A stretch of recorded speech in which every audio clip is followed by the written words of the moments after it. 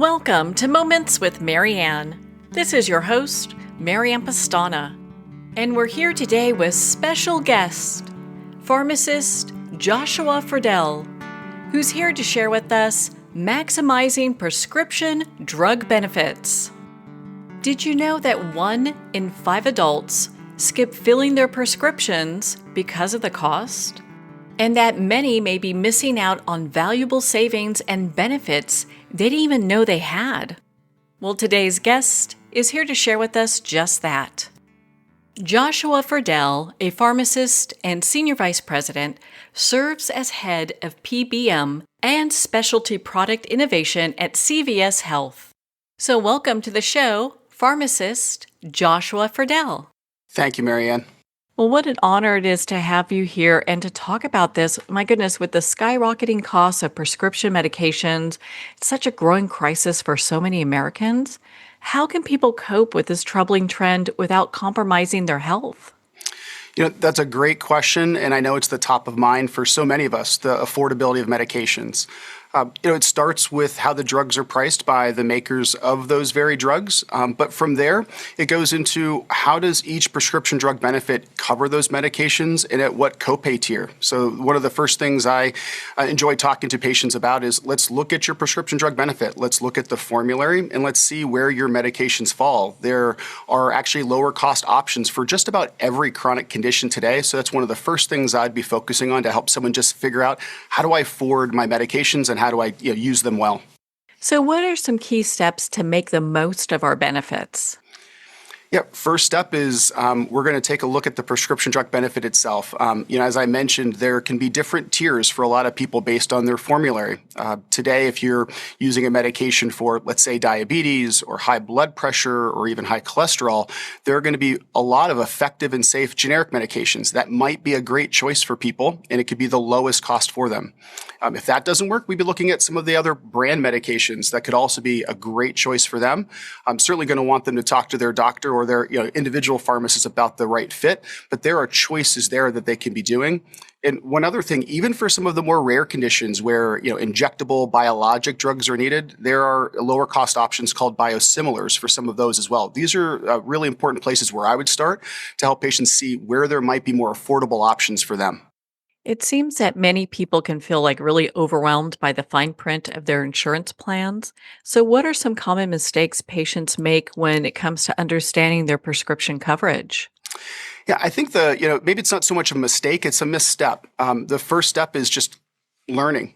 There's a lot of information that your pharmacy benefit manager can provide. And as an aside, a pharmacy benefit manager is there to do what that name says, help manage the pharmacy benefit. And as part of that, they're going to have a lot of information about what the medications are, what they're used for. But to your question, also, how much do they cost?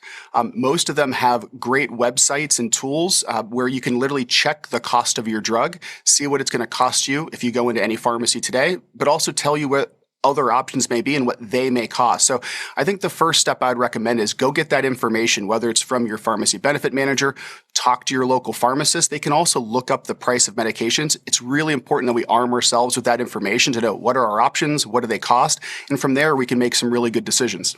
It seems that high deductible plans can be very intimidating for a lot of people. So if someone is to take that first step to ensure they're not overspending, what would you suggest? Yeah, high deductible plans. That's a great question. And within those designs, it really means for certain things and certain medications, the full cost will be paid by the patient until that deductible is met. One really important thing is in many prescription drug benefits, they often have what's called a preventive drug list. These are medications that even during your deductible will often cost you no out-of-pocket cost or a very low copay. So the first thing I'd be sitting down with a patient to look at is let's see if your plan has a preventive drug list. If it doesn't, go back to some of the things I mentioned before. Maybe there's a lower cost medication that you could be using during that time. And then finally, honestly, we'll look at other sources of potential support. Many drug manufacturers offer copay assistance through their websites or other tools. We'd be looking at those as well, all as ways to help patients find the right affordability, especially during that all-important deductible period. You really know your stuff. Is this what most pharmacists, they have a great understanding of the plans and how to best kind of advise somebody? I think just about every pharmacist is going to know a lot of these key things, but clearly one challenge is there's a lot of different health plan and insurance plans out there in the United States and even in any given state or city, but they can certainly direct any patient towards tools, other information, or even support groups around their condition that'll help those patients find the more individual, tailored information that they probably need. So, why is it so important to take care of our health and avoid shortcuts? Great question. A shortcut today can often be a much bigger problem down the line, and that's true if you're driving your car someplace. It's certainly true inside of healthcare as well. Medication adherence is one of the most important things anyone can do. Using the medication as prescribed by their doctor.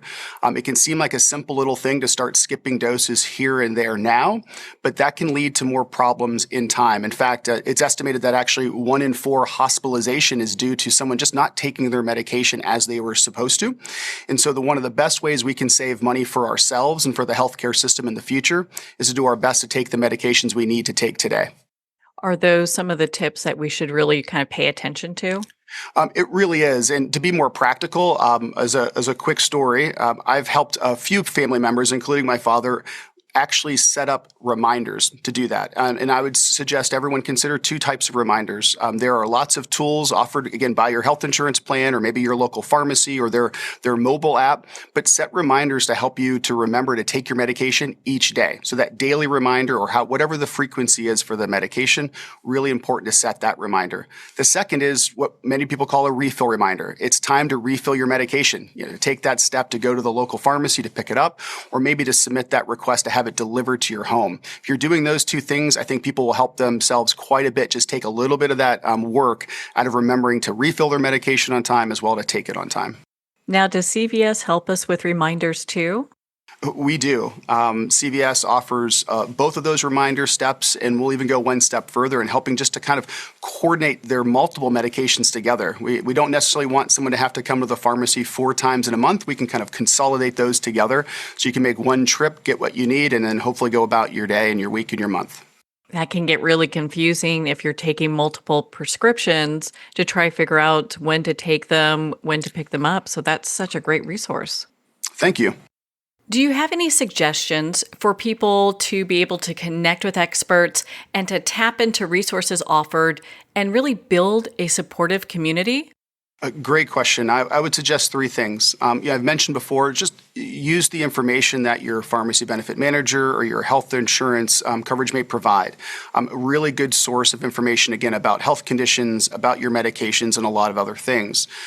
Talk to your local pharmacist. Talk to your doctor. They can refer you to just both general information, but also those specific things that I think you're getting to, which is the third. There could be, support groups and other ways to connect with people who are treating the same condition that you're treating for your health, using similar medications that you're using.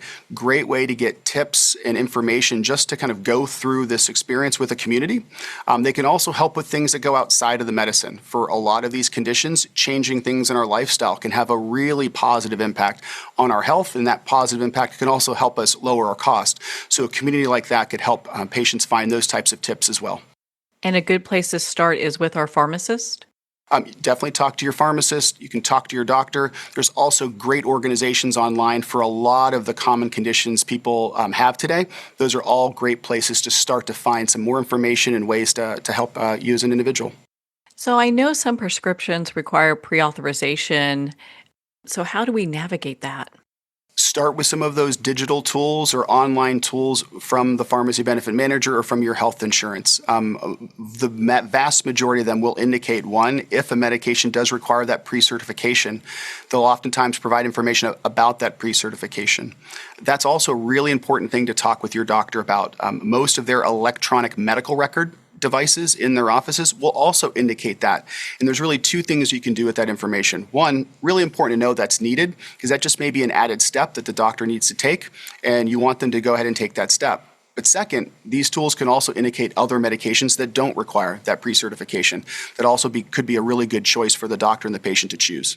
So what role do preventative services and maybe wellness programs play in reducing long-term prescription costs? Preventive or wellness services play a really important role.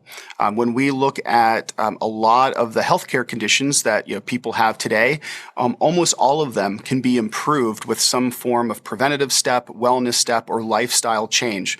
Whether that's getting the right screenings and doctor evaluations on a regular basis to catch something early, because if we catch something early, it can usually be treated sometimes without medication or with pretty simple low-cost medications.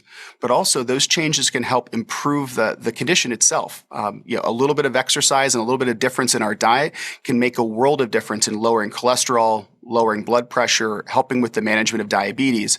So all of those things, from a wellness to prevention to lifestyle changes, can have a huge impact on helping us be healthier and helping us afford healthcare a bit better.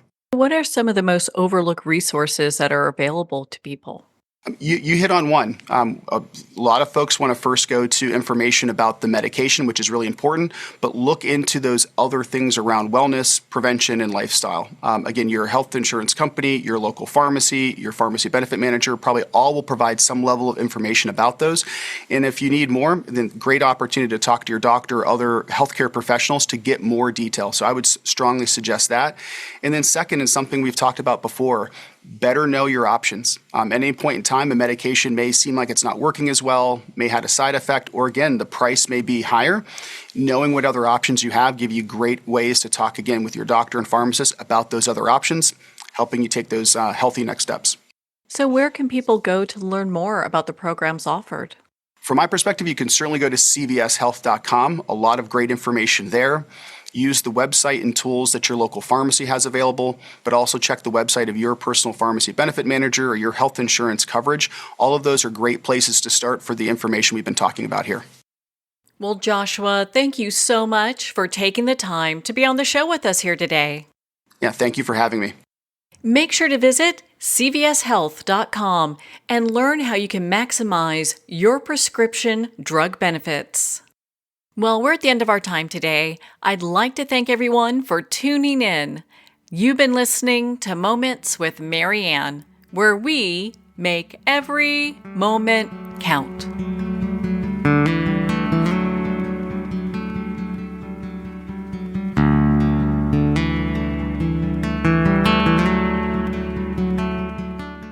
In a single moment, your life can change. Moments with Mary Ann is a transformative hour that covers an endless array of topics with the best of the best. Her guests are leaders in their fields, ranging from inspirational authors, top industry leaders, and business and spiritual entrepreneurs. Each guest is gifted and a true visionary, a recognized leader in her own work, and while teaching others to develop, refocus, and grow, Mary Ann will bring the best guest and sometimes a special surprise. Don't miss this. You never know just which moment will change your life forever.